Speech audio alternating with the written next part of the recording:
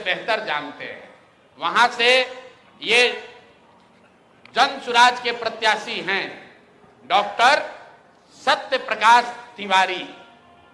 देख लीजिए, पटना में बहुत बड़ा नेत्र अस्पताल चलाते हैं और इनका चेहरा देख लीजिए कि एक दबाव में इन्होंने टिकट लिया है कि खुशी खुशी लिया है।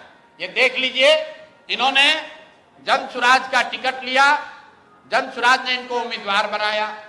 3 दिनों तक इन्होंने सक्रियता से वहां प्रचार किया, लेकिन कल जब नामांकन वापस लेने की अंतिम दिन थी, कल अंतिम तारीख था, परसों रात तक ये साहब अभियान में लगे हुए थे, प्रचार कर रहे थे, और कल सुबह में अचानक से भाई साहब ने अपना उम्मीदवारी, अपना नामांकन वापस लिया है।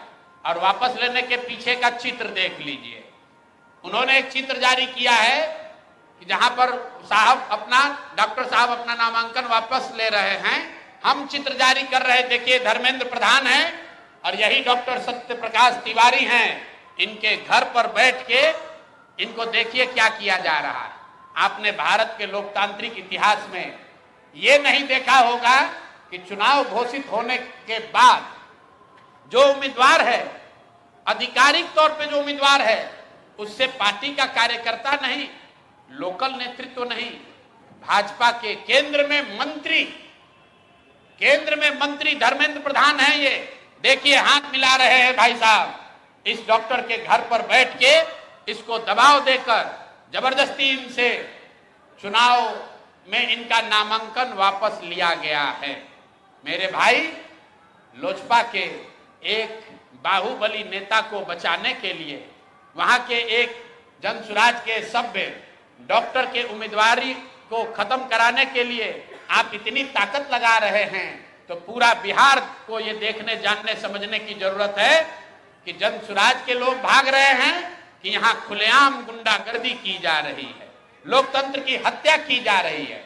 आप बताइए, आप में से कोई भी आदमी, आप सारे पत्रकार, यहाँ देश के भी पत्रकार हैं, पूरे देश के इतिहास में, लोकतांत्रिक इतिहास में आप दिखा दीजिए कि जहां किसी दूसरे पार्टी का घोषित उम्मीदवार, उसके साथ भारत के गृह मंत्री, भारत के केंद्रीय मंत्री बैठकर उसको डराकर, समझाकर, कोर्स करके उससे उम्मीदवारी वापस लेने के लिए मजबूर कर रहे हैं। ये चित्र आपके सामने जारी कर रहे हैं।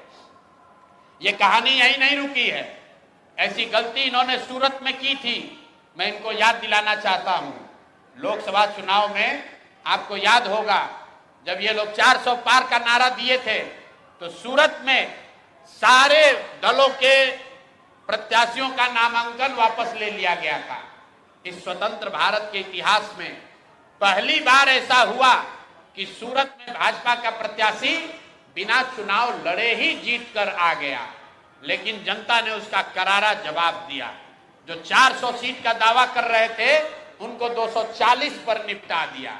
तो बिहार की जनता को आपके माध्यम से बताना चाहते हैं कि एक सरेआम लोकतंत्र की धज्जी उड़ाई जा रही है, सरेआम उम्मीदवारों को धमकी दी जा रही है, उनको घरों में बंद किया जा रहा है, और बंद करने वाले लोग कोई स्थानीय नेता नहीं है, गुंडा बदमाश मवाली नहीं है, भारत सरकार के मंत्री। और ये मैं कह नहीं रहा हूं, ये आप चित्र देखिए, आप चित्र देखिए, भारत के गृह मंत्री, उनका क्या लेना देना है मुटुर शाह से? मुटुर शाह से उनका क्या लेना देना हो सकता है? उनसे कोई पूछे कि आप इतने बड़े नेता हैं, भारत के गृह मंत्री हैं, दानापुर में जन सुराज के उम्मीदवार मुटुर शाह के साथ बैठकर आप क्या कर रहे हैं? उसको क्यों सबके साथ, अपने दल के लोगों के साथ आपने घेरा हुआ है?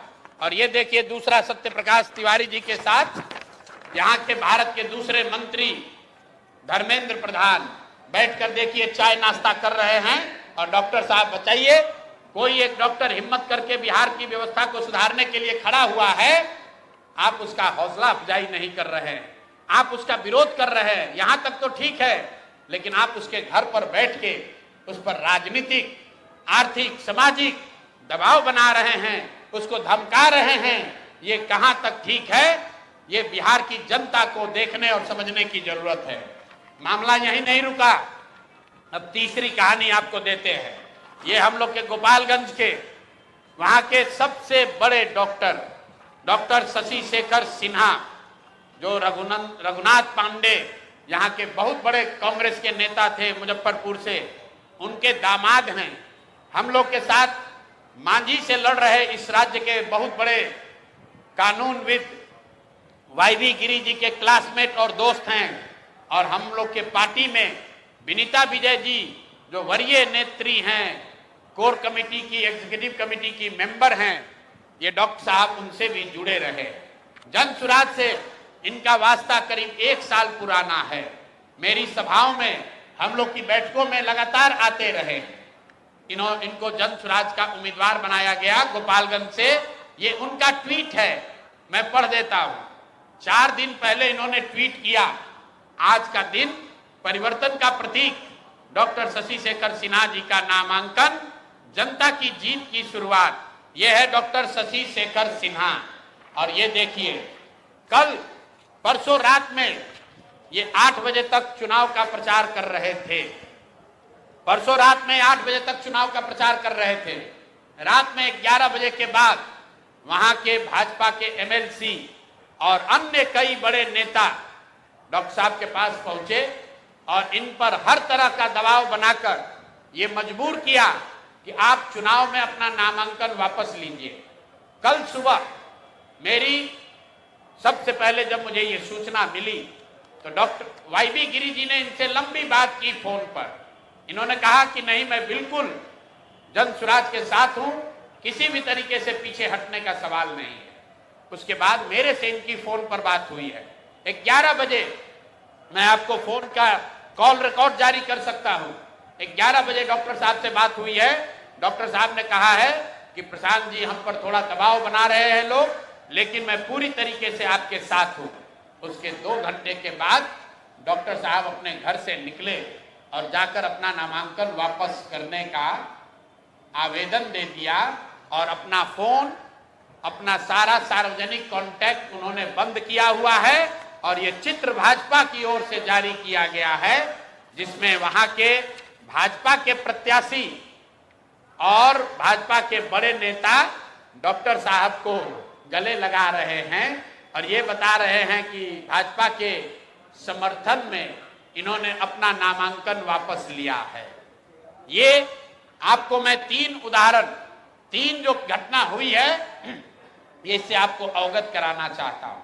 बात 3 प्रत्याशियों की नहीं है, क्योंकि जन सुराज के 240 योद्धा भी हैं मैदान में। भाजपा को हराए बगैर, एनडीए को उखाड़े बगैर मानेंगे नहीं। और 14 तारीख को परिणाम आएगा, दूध का दूध, पानी का पानी हो जाएगा। लेकिन ये जो माहौल बनाने की कोशिश कर रहे हैं कि हम लोग डरने वाले हैं, मेरे भाई प्रशांत किशोर जन सुराज के साथी किसी से डरने वाले नहीं हैं। हम लोग किसी से डरने वाले नहीं हैं। चाहे जितने उम्मीदवारों को खरीद लो, जितने उम्मीदवारों को धमकी दे लो, जितने उम्मीदवारों को उनके घरों में कैद कर लो, चुनाव लड़ा जाएगा और इतनी ताकत से लड़ा जाएगा कि आपके दांत खट्टे कर देंगे। हम लोग महागठबंधन नहीं हैं। ये लोग महागठबंधन के उम्मीदवारों की चिंता नहीं करते हैं, क्योंकि इनको मालूम है कि महागठबंधन से भी कोई बाहुबली खड़ा है, महागठबंधन से भी कोई बालू माफिया खड़ा है। तो जाएंगे और जनता में कहेंगे कि अरे भाई, ये तो जंगल राज वाले लोग हैं, इनको वापस नहीं आने देना है तो हमको वोट दे दो। लेकिन ये डरते हैं अच्छे लोगों से, ये डरते हैं डॉक्टरों से, ये डरते हैं व्यवसायियों से, ये डरते हैं शिक्षाविद से, ये डरते हैं समाज सेवियों से। जो आपने एक वो डायलॉग सुना होगा किसी पिक्चर में कि गुस्से से डर नहीं लगता है, प्यार से डर लगता है। इन लोगों को बदमाश नेताओं से डर नहीं लगता है, इनको अच्छे लोगों से डर लगता है। ये जन सुराज का डर है। इतने अच्छे लोग खड़े किए गए हैं जिनके सामने लड़ने का इनका मादा नहीं है, लेकिन ये गैर राजनीतिक लोग हैं, ये राजनीतिक लोग नहीं हैं। इनके परिवार पर, इनके दोस्तों पर, इनके रिश्तेदारों पर इतने तरह का दबाव बनाया जा रहा है कि आप लोग चुनाव में अपना नामांकन वापस ले लीजिए। मैं अभी आ रहा हूं और अभी एक घटना आ रही है वाल्मीकि नगर से।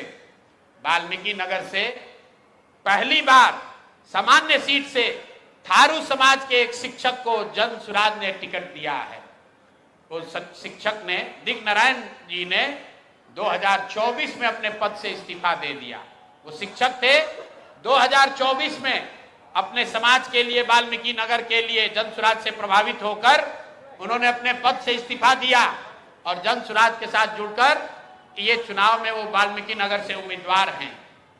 उनकी सैलरी 2 साल से उनको नहीं मिली है। वहां के ब्लॉक एजुकेशन अफसर ने उनका इस्तीफा स्वीकार कर लिया। 2 बरस से वो राजनीति कर रहे हैं और आज जब नाम स्क्रूटनी का दिन आया है तो उन पर सरकार और वहां के बड़े बाहुबली जदयू के जो वहां विधायक हैं, प्रशासन के साथ मिलकर ये दबाव बनाया जा रहा है कि आपका इस्तीफा स्वीकार नहीं किया गया। ब्लॉक एजुकेशन अफसर ने कर लिया है लेकिन डीईओ ने नहीं किया है। डीईओ के पास 2 बरस से उनका इस्तीफा का डॉक्यूमेंट पड़ा हुआ है और आज ये षड्यंत्र रचा जा रहा है कि आपका इस्तीफा पूरा नहीं है। हम लोग प्रोटेस्ट कर रहे हैं, वहां बात रखी गई है।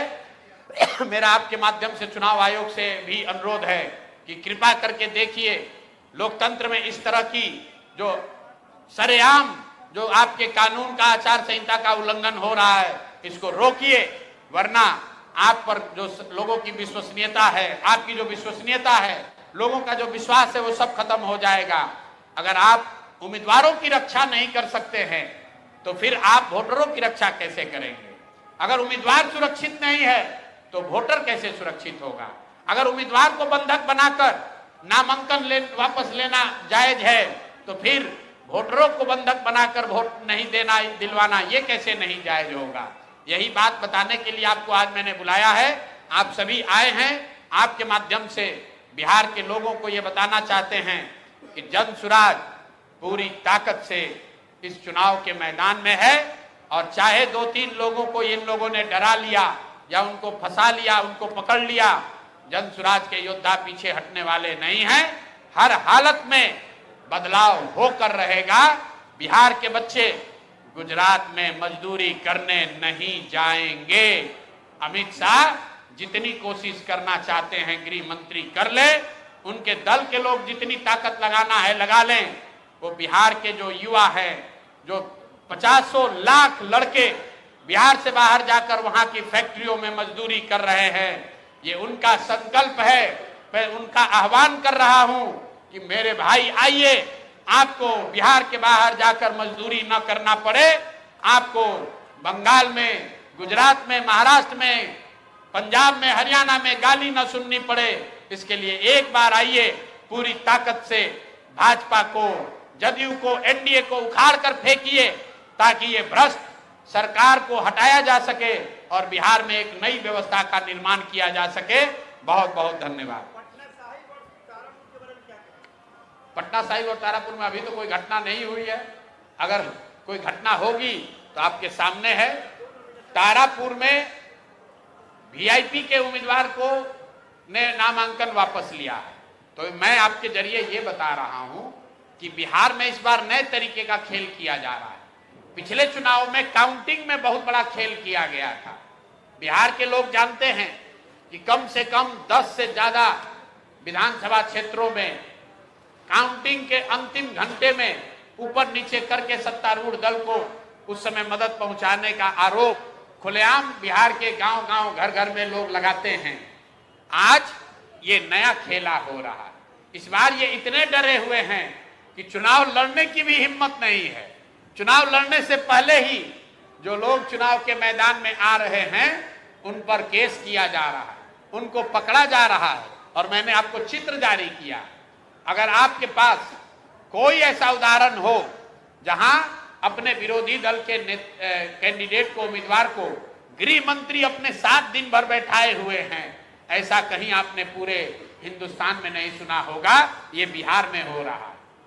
प्रधान जी, क्या मानते हैं टिकट बंटवारे में गलती हुई है और अधिकांश एनडीए के ऐसे नेता को टिकट दिया गया जो अब आपका साथ छोड़कर भाग रहे? कौन? आप बताइए। हमने जो कहा है कि 243 में से 90% लोग वही चुनाव लड़ेंगे जो जनसुराज से वर्षों से जुड़े हुए हैं, जो किसी दूसरे दल से नहीं, जनसुराज के हिस्सा हैं, जिन्होंने यहाँ मेहनत की है, और सूची जारी हुई, आप देख लीजिए, कुल 12 लोग ऐसे हैं जो दूसरे दल से आए हैं चुनाव के समय, जिनको टिकट दिया गया है। तो 5% से भी कम है। हमने कहा था कि अपवाद के तौर पर 5-10% लोग बाहर से जो आएंगे उनको टिकट मिल सकता है। उस बात पर हम लोग बिल्कुल कायम रहे हैं।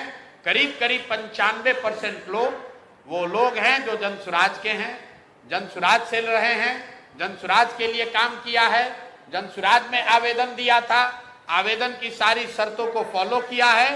95% लोग ऐसे ही हैं। दूसरी बात ये भी कही गई कि 90% से ज्यादा लोग, 200 से ज्यादा लोग ऐसे होंगे जो जीवन में पहली बार चुनाव लड़ रहे होंगे। और आप जाकर जनसुराज की सूची देख लीजिए, उसमें 200 से ज्यादा लोग यही हैं जिन्होंने जीवन में पहले कभी चुनाव नहीं लड़ा है। तो हम लोगों ने जो कहा है करीब करीब अक्षरशः उसका पालन किया है।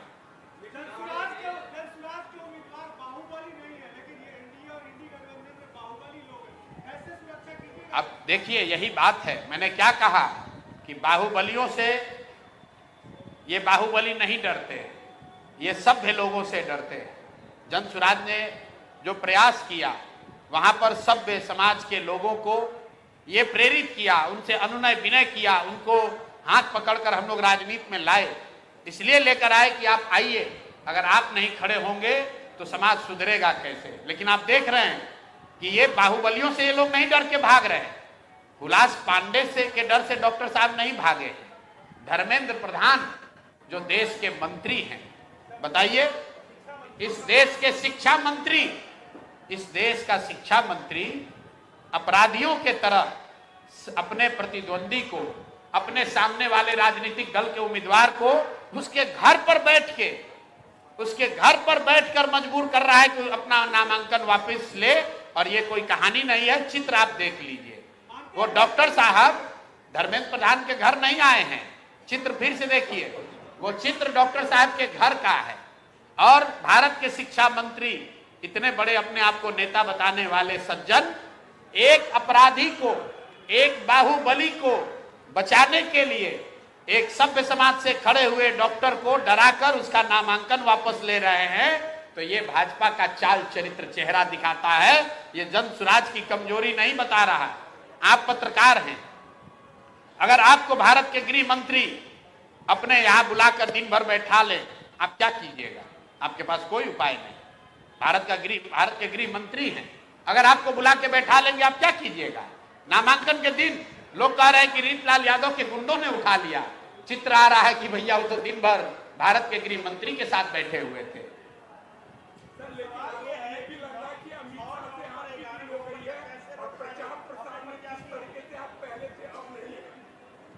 क्या आरोप लग रहा है? आपकी अमित शाह से डील हो चुकी है। अगर हमारी डील हो जाएगी तो हम यहाँ से एक सूची जारी करेंगे, 10 लोग वहां से वापस हो जाएंगे। तब अमित शाह को इतनी मेहनत करने की क्या जरूरत है? आप जरा जाकर ब्रह्मपुर में पूछ लीजिए कि सत्य प्रकाश तिवारी के खड़ा होने से कौन चुनाव हार रहा था। मेरे भाई, एनडीए के हुलास पांडे चुनाव हार रहे थे।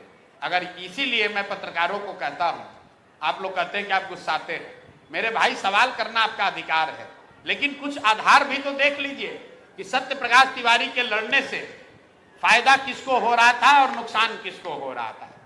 शशि शेखर सिन्हा के विड्रॉल से फायदा किसको हो रहा है और उन पर दबाव किसने बनाया, किसने पैसा दिया, किसने उनके घर के लोगों को डराया, ये तो चित्र बता रहे हैं मेरे भाई।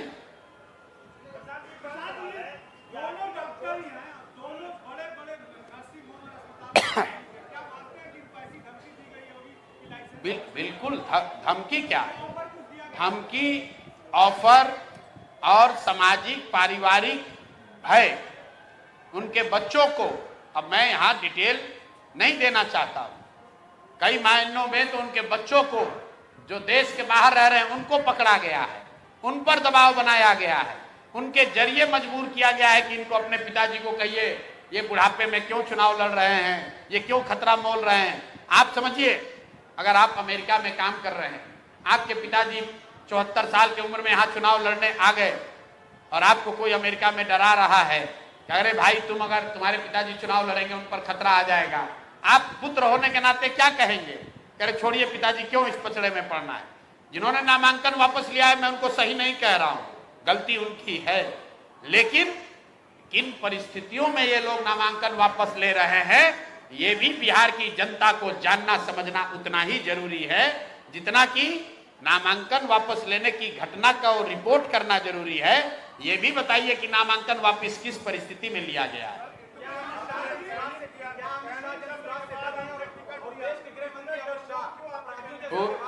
पूरे भाजपा वाले थर थर एनडीए वाले कांप रहे हैं, थर थर कांप रहे हैं, क्योंकि इनको अंदाजा ही नहीं था कि समाज के ऐसे ऐसे लोग भी इनके सामने खड़े हो जाएंगे चुनाव लड़ने। और जो लोग खड़े हो गए हैं उसमें से हर व्यक्ति पर दबाव है। ये 3 लोगों ने तो नामांकन वापस लिया है।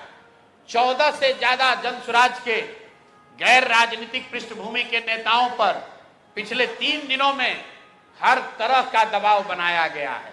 उनके परिवार के जरिए, उनके रिश्तेदारों के जरिए, उनके समाज के जरिए, वो जो व्यवसाय करते हैं, जो काम करते हैं, उन पर हर तरह का दबाव बनाया गया है। उसमें से 3 लोग टूटे हैं, 3 लोग टूटे हैं, लेकिन बाकी 11 साथियों ने ये तय किया है कि हम बिल्कुल पीछे हटने वाले नहीं हैं। यहाँ जो हम लोग के बहुत बड़े शिक्षाविद केसी सिन्हा जी चुनाव लड़ रहे हैं, आप में से भी कई साथियों ने कहा हमको कि उन पर बहुत बड़ा दबाव है, केसी सिन्हा पर बहुत बड़ा दबाव रहा है। लेकिन मैं आपके सामने कैमरे पर केसी सिन्हा जी का धन्यवाद करना चाहता हूं कि सारे दबाव के बाद भी उन्होंने पीछे हटना स्वीकार नहीं किया है। लेकिन जब युद्ध होता है तो कुछ लोगों का ईमान डगमगा जाता है, कुछ लोग जो हिम्मत करके खड़े हुए थे वो डर जाते हैं, लेकिन उससे जनसुराज नहीं डरने वाला है। जनसुराज 1.5 करोड़ लोगों का परिवार है। ये 2-4 लोगों के आगे पीछे होने से नहीं डरने वाले हैं। याद रखिए, आजादी की लड़ाई में जो साथ लड़े थे उनमें से कई बार 1-2 लोग मुखबिर हो गए। आपने चंद्रशेखर आजाद की कहानी सुनी है। उनके किसी दोस्त ने जाकर बता दिया अंग्रेज को कि अभी एल्फ्रेड पार्क में चंद्रशेखर आजाद आने वाले हैं। उनको अंग्रेजों ने घेर कर मार दिया। लेकिन इतिहास आज भी चंद्रशेखर आजाद को याद करता है और उस मुखबिर के मुंह पर आज भी कालिक पुती हुई है। तो जो साथी छोड़कर जा रहे हैं वो खुद शर्मसार हैं। शशि शेखर सिन्हा, उनकी हिम्मत नहीं है कि समाज के सामने खड़े होकर बोल सके। सत्य प्रकाश तिवारी, उनकी हिम्मत नहीं है कि समाज के सामने आकर बोल सके। मुटुर सिन्हा अब अपने समाज का नेतृत्व करने का दावा नहीं कर सकते हैं। लेकिन हमारी शिकायत उन व्यक्तिगत लोगों से नहीं है, हमारी शिकायत चुनाव आयोग से है। हमारी शिकायत भारतीय जनता पार्टी और उनके नेतृत्व से है कि मेरे भाई, अपने आप को दुनिया का सबसे बड़ा दल बताने वाले, इतना प्रसिद्धि, इतने ताकत वाला दल बताने वाले, कल के 1 साल पहले बने दल से इतना डर रहे हो कि दूसरे के विधायक खरीदते हो, इस दल के प्रत्याशियों को खरीद रहे हो। तो तुम, ये डर दिखाता है कि कितना घबराए हुए हो। जान नहीं बचने वाली है। 14 तारीख को सत्ता छोड़ने के लिए तैयार होइए। जनता तैयार है, चाहे जितना माहौल बना लीजिए। घर घर बात पहुंची हुई है। लोग इस बार जाति धर्म पर नहीं, लालू के डर से मोदी भाजपा नीतीश को नहीं और मोदी के डर से राजद को नहीं, लोग इस बार अपने बच्चों के लिए वोट देंगे, बिहार में व्यवस्था के परिवर्तन के लिए वोट देंगे, शिक्षा और रोजगार के लिए वोट देंगे, पलायन को बंद करने के लिए वोट देंगे।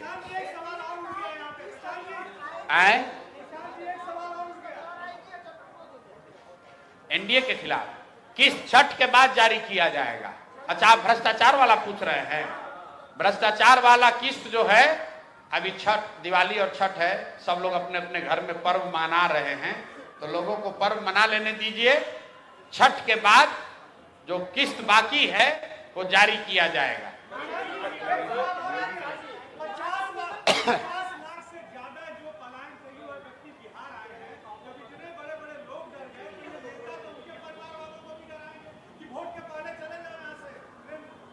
लेकिन जो लोग आ रहे हैं, आप जरा कैमरा लगाकर उनसे पूछिए, सब ये कह रहे हैं इस बार छठ मनाने आए हैं और बिहार में बदलाव करने आए हैं, जनसुराज को जिताने आए हैं।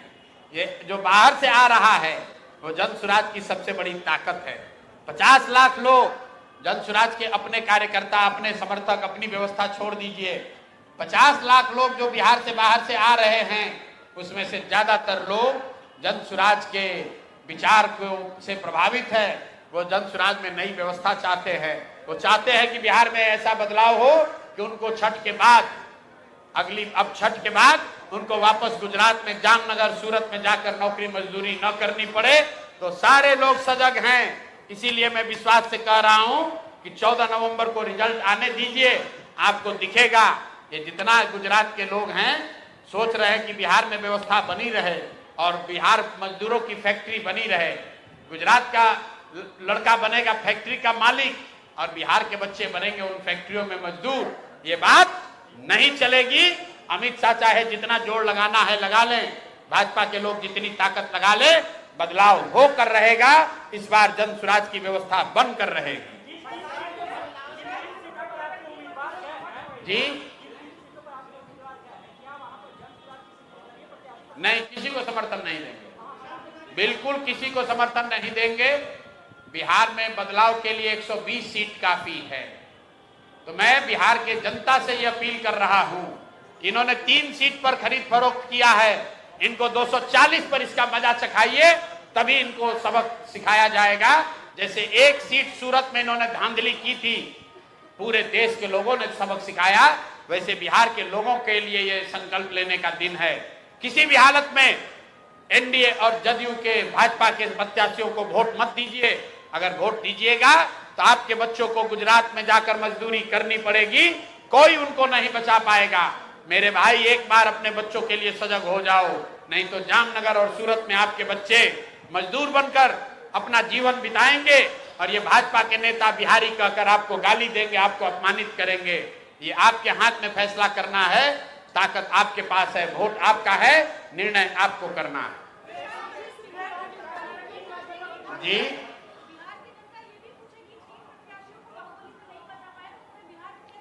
ये बाहुबली से लोग नहीं डरे, हुलास पांडे से डॉक्टर साहब नहीं डरे, मुटुर शाह, रीतलाल यादव से नहीं डरे, वो भारत के गृह मंत्री से डरे।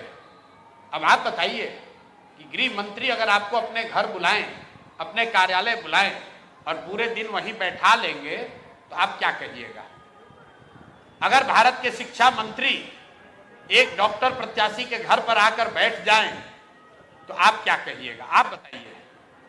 अगर आपके घर का कोई साथ, आपका बेटा, आपका भाई जो अमेरिका में काम कर रहा है, वहां अमेरिका में उस पर दबाव बनाया जाए भारतीय जनता पार्टी के सदस्यों के द्वारा कि अपने पिताजी को कहकर उसका नामांकन वापस कराओ, तो आप क्या कहिएगा? ये लोग अपराधियों से नहीं डरे, ये तो प्रचार कर रहे थे। इन्होंने तो अपराधियों के सामने नामांकन किया है, ये डरे नहीं है। इनको एक तरीके से बंधक बनाया गया है, आर्थिक सामाजिक दबाव बनाकर इनको बंधक बनाया गया है।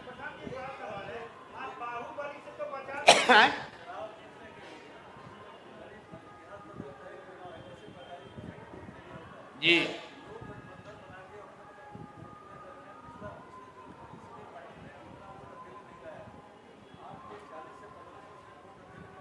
भाई, इसको मैंने पहले समझाया हुआ है कि पिछला जो चुनाव हुआ है, बाकी का छोड़ दीजिए, 2020 में जो चुनाव हुआ तो दोनों गठबंधन को मिलाकर 72% वोट पड़ा है। मतलब 28% लोगों ने 2020 में ना महागठबंधन को वोट दिया, ना एनडीए को वोट दिया। तो 28% लोग तो पहले से इनके विरोध में खड़े। और दूसरा, आप लोग का भी अपना अलग अलग आकलन है। कोई बता रहा है कि जन सुराज एनडीए का 5-10% वोट काटेगा, कोई बता रहा है कि 5-10% वोट महागठबंधन का काटेगा। तो अगर आपकी बात ही मान ले तो 5-10% एनडीए का वोट कटा, 5-10% महागठबंधन का वोट कटा, इन दोनों को 28% लोग जो पहले से इन दोनों गठबंधनों से कटे हुए हैं, इसको जोड़ दीजिएगा तो करीब करीब 45% वोट होता है। और यही वो लोग हैं जो जन सुराज को वोट देने जा रहे हैं।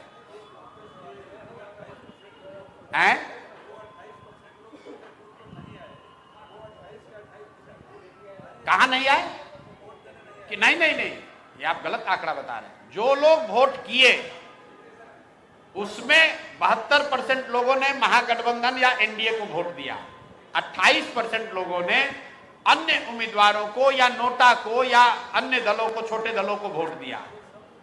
तो मैं ये नहीं कह रहा हूं कि सब आ जाएंगे, लेकिन आपने कहा कि कौन आपको वोट देगा, तो 28% जनता, तो 2020 में 28 पर 1/3 जनता तो पहले से इन दोनों को वोट नहीं दे रही है। जो लोग वोट देने गए उसमें से 1/3 लोग इनको वोट नहीं देते हैं, वो संख्या और बढ़ी है।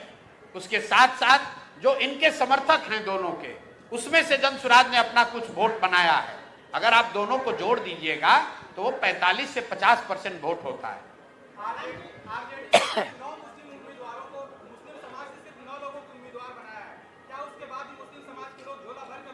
मेरे भाई, यही बात तो जनसुराज पिछले 2.5-3 वर्षों से बता रहा है। सिर्फ मुसलमानों की बात क्यों कर रहे हैं? अति पिछड़ों की राजनीति करने वाले, सामाजिक न्याय का दावा करने वाले एनडीए और नीतीश कुमार के लोग, जरा देखिए कि आरजेडी के लिस्ट में कितने अति पिछड़ों को टिकट मिला है। जनसुराज ने 50 से ज्यादा, हमने 70 कहा था, मैं आपके कैमरे पर स्वीकार कर रहा हूं, 70 तो हम लोग नहीं दे पाए हैं, लेकिन 54 अति पिछड़ा समाज के लोगों को हम लोगों ने टिकट दिया है, जो बिहार के इतिहास में पहली घटना है। पहली बार किसी दल ने 54 अति पिछड़ा समाज के लोगों को टिकट दिया है। मुसलमानों को किरासन तेल की तरह अपने लालटेन में इस्तेमाल करने वाले राजद के लोग, जरा देखिए कि उन्होंने कितने मुसलमानों को टिकट दिया। आपने कोई आंकड़ा बताया, मुझे मालूम नहीं है, 9 है कि 10 है। जनसुराज ने 34 मुसलमान साथियों को टिकट दिया है। और सिर्फ यही नहीं, हमने अपना वो वादा भी निभाया है कि सीमांचल के कुछ क्षेत्रों को छोड़कर पूरे बिहार में जहां कहीं भी मुस्लिम उम्मीदवार या विधायक रहे हैं, वहां पर जनसुराज ने मुस्लिम उम्मीदवार नहीं खड़े किए हैं। हम लोगों ने मुसलमानों को वहां टिकट दिया है जहां पहले से कोई मुस्लिम विधायक नहीं है, जहां मुस्लिम उम्मीदवार नहीं है, वहां पर जनसुराज से मुस्लिम उम्मीदवार लड़ रहे हैं। पूर्वी, एक उदाहरण आपको बता रहा हूं, पूर्वी चंपारण है। पूर्वी चंपारण में नरकटिया में एक मुस्लिम विधायक हैं, वहां पर जनसुराज, मुस्लिम उम्मीदवार जनसुराज का नहीं लड़ रहा है। लेकिन केसरिया में, जहां पर आज तक मुस्लिम उम्मीदवार नहीं खड़ा हुआ, लेकिन मुसलमानों की बड़ी आबादी है, वहां जनसुराज के मुसलमान लड़ रहे हैं। दरभंगा में हम लोगों ने 3 जगह मुसलमानों को टिकट दिया, वो तीनों सीट जाकर देख लीजिए। दरभंगा ग्रामीण, बहादुरपुर और गौरा बराम, तीनों जगह पर मुस्लिम न विधायक हैं, न मुस्लिम कोई सामने से लड़ रहा है। ये चीज हम लोगों ने सुनिश्चित की है, जो कहा है करीब करीब उसको पूरा किया है। मैं ये दावा नहीं कर सकता हूं कि 100% सही है।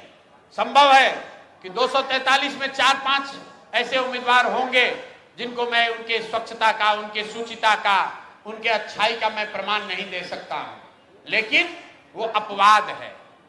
कोशिश ये की गई है कि 95% से ज्यादा लोग वो लोग हों जिनके बारे में मैंने वादा किया था। अगर मैंने कहा था कि अति पिछड़ों को, अति पिछड़ा समाज के लोगों को भागीदारी दी जाएगी, तो जो हिंदू समाज है, अति पिछड़ा आबादी टोटल करीब 37% है, लेकिन ध्यान रखिए कि 37 में मुस्लिम अति पिछड़ा भी शामिल है। हिंदू अति पिछड़ों की संख्या करीब करीब 25% है। तो 200 में 200 सीट, 40 तो रिजर्व है, 200 सीट में 25 के हिसाब से उनको 50 सीट मिलना चाहिए था। जनसुराज ने करीब करीब वो वादा पूरा किया है। 50 से ज्यादा अति पिछड़ा समाज के लोग जनसुराज से के टिकट पर चुनाव लड़ रहे हैं। कुछ नहीं करेंगे, जनता से अपील करेंगे। जनता की अदालत में खड़े हैं। जब चुनाव आयोग कुछ नहीं कर रहा है, जब सरकार ही चोरी कर रही है, जब थानेदार ही लुटेरा हो जाए, तो आप क्या कहिएगा? जब गृह मंत्री ही लोगों को धमकाने लगे, तो आप क्या कहिएगा? आपने सुना होगा कि लालू जी के राज में लोग कहते थे कि जंगल राज है, अपहरण होता था, तो लोग आरोप लगाते थे कि मुख्यमंत्री आवास से वो सौदे होते थे, तय किया जाता था कि अपहरणकर्ता से डीलिंग कैसे होगी, इसीलिए तो अपहरण इतना बड़ा उद्योग बन गया था। उसी तरह जब भारत के गृह मंत्री, भारत के शिक्षा मंत्री खुलेआम बिहार में घूमकर उम्मीदवारों को डरा रहे हैं, खरीद रहे हैं, उनसे नामांकन वापस करा रहे हैं, तो एक ही विकल्प है, बिहार की जनता को देखना है और उनको सुनिश्चित करना है कि ये गलत काम करने वालों को सजा दें, वोट की चोट पहुंचाएं, ताकि आगे कभी भी आकर बिहार में ऐसी घिनौनी हरकत कोई भी नेता और दल न कर सके। बहुत बहुत धन्यवाद भैया।